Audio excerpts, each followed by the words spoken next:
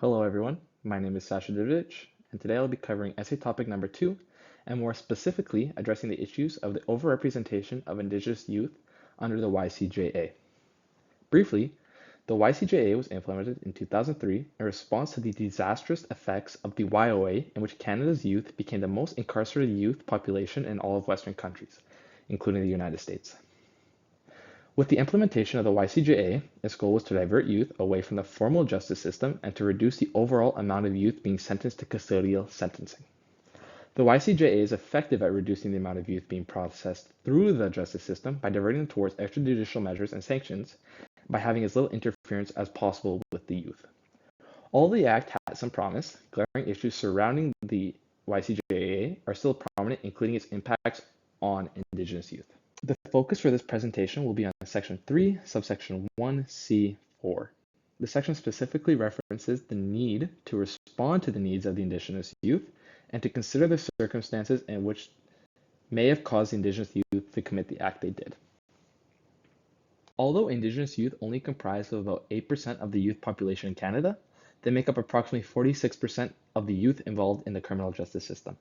This is a staggering 30% increase from when the YCJA was first implemented in 2003, and despite specific sections referencing and urging members of the criminal justice system to consider the circumstances of the Indigenous youth, the sections are ineffective and are not having the desired outcomes they intended to have. Additionally, Indigenous youth are 8 times more likely to be sentenced to prison, more likely to receive longer sentences, and are more likely to be held in remand for longer periods compared to their non-Indigenous counterparts. This is rather alarming, as there are specific sections in the YCJA, such as the one mentioned previously, with its intended goal to reduce the amount of Indigenous youth in the correctional system, yet overrepresentation continues to persist. With these worrisome statistics, the section needs to be assessed and amended. What can be said about the issues around Section 3, subsection 1C4? The issues are twofold. The first issue is the vague wording of this section. This section is not very clear on how the judge and other criminal justice workers should respond to the needs of the Indigenous youth, and only state that they should. Since the section is very vague, and there are no clear guidelines on how judges should interpret Indigenous needs, the judges will continue to place Indigenous youth in custodial sentencing. This allows the courts to state that they did consider and acknowledge the need to respond to Indigenous youth circumstances without actually doing anything about it. The second issue is not directly caused by this section, but rather the discretionary powers given to judges. When Indigenous youth are brought in front of the court, a Gladwell report is created in which describes the circumstances of the Indigenous youth and the reasons as to why they may have gotten involved in the crime. The generations of oppression and trauma that are felt by Indigenous peoples in Canada brings about a variety of risk factors that disproportionately affects Indigenous people, and these risk factors are also associated with higher offending. Some of these risk factors include psychological trauma, family dysfunction, educational deficits, unemployment, and placement in foster care. In a study conducted by Corrado and Associates, although they only found that negative family homes and placement in foster homes were disproportionately affecting Indigenous youth, these factors are highly correlated and predictive to higher involvement in juvenile delinquency. Since judges have discretionary powers in determining prevalence of risk factors in the Gladwell report and how to respond to Indigenous youth based on their risk factors, it is more likely that the judge will perpetuate stereotypes around the Indigenous youth and associate them as a high-risk offender. Since the Indigenous youth is now considered a high-risk offender, it is more likely they'll be sent to custodial sentencing, in which Section 3, subsection 1C4 is trying to prevent. A clear example of Section 3, subsection 1C4 being referenced in a case was the case of Darnell Pratt.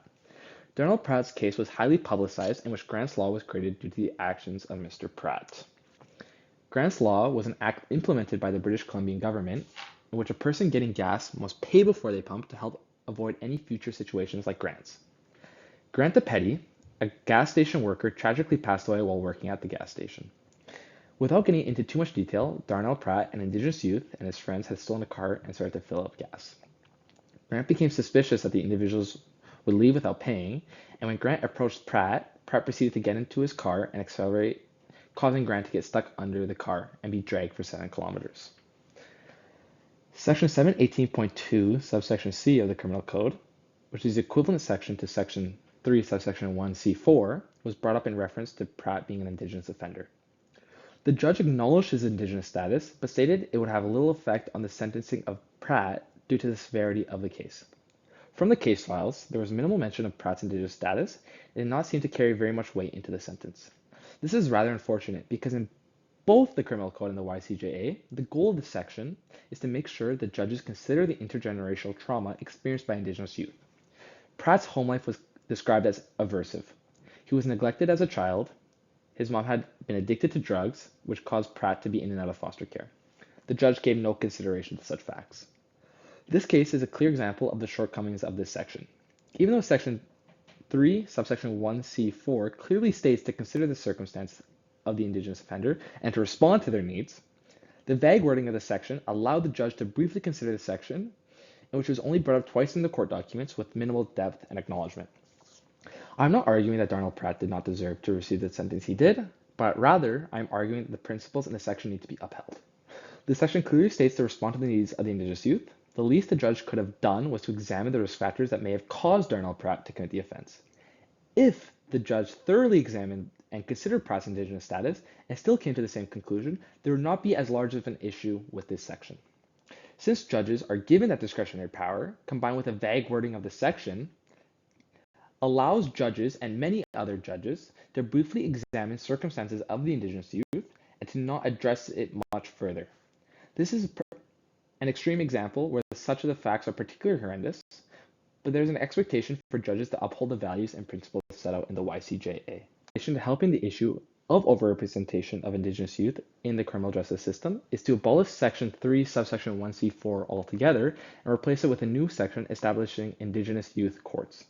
The main issue underlying Section 3, subsection 1C4 is the discretionary power given to judges, as well as the vague wording of the section. By establishing a section that clearly outlines how Indigenous youth courts will be handled and operated, remove the vague wording of the section, as well as set out clear guidelines on when and how much discretion can be used.